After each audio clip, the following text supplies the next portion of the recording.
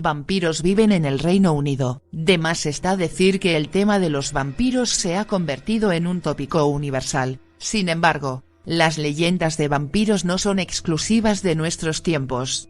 De hecho, se extienden hacia un pasado tan remoto como inexplorado. Si bien con el transcurso de los siglos las distintas razas, especies y clanes de vampiros se limitaron exclusivamente a la literatura, aún en nuestros días hay personas que están convencidas de que los vampiros realmente existen y que han conseguido ocultarse en sociedades secretas alrededor del mundo. En este contexto, los vampiros reales ya no recorren las calles al amparo de la noche y mucho menos se arriesgan a vivir aislados. Se agrupan en clanes que migran a distintas zonas para que sus ataques no levanten sospechas. Si bien esta teoría suena absurda, basta recordar los incidentes ocurridos a principios de 2002 cuando el pueblo de Malawi reportó una tasa inusual de muertes atribuidas a los vampiros, denuncia que fue seguida de horrorosas lapidaciones. Incluso el gobernador, llamado Eric Iwaya, fue prolijamente apedreado por una turba convencida de que el gobierno cooperaba con los vampiros. Ahora bien,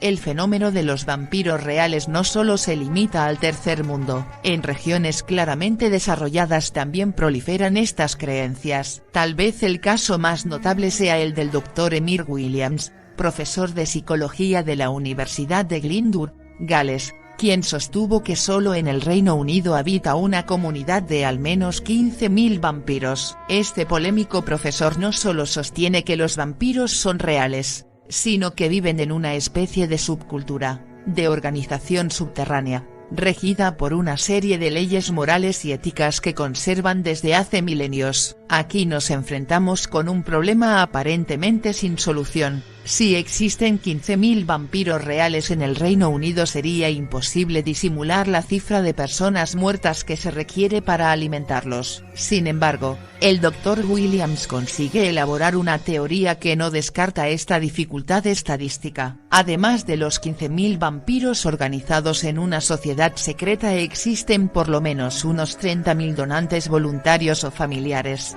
es decir, personas que desean convertirse en vampiros pero que antes deben probar su fidelidad y compromiso con los hijos de la noche. En este punto cabe preguntarse cómo el Dr. Williams obtuvo estos datos inquietantes. En principio, gracias al aporte de docenas de personas arrepentidas que reportaron, a riesgo de perder la vida, algunos secretos de los vampiros reales y sus sociedades secretas. Según estos informes, los vampiros están organizados en una subcultura que se mimetiza con ciertos aspectos de la cultura gótica. Si bien poseen un alcance global, su desarrollo principal se produjo en Occidente, al menos desde los últimos 3 siglos. Dentro de esta subcultura vampírica existen distintas especies de vampiros. Por ejemplo, los vampiros sanguíneos, es decir, vampiros que se alimentan de sangre humana y que poseen hasta 2 familiares propios, o sea, donantes voluntarios. Sobre ellos rige una estricta rutina de migraciones y poseen casi todos los cargos jerárquicos. Son realmente pocos los humanos que consiguen la aprobación para convertirse en estos vampiros. La mayoría,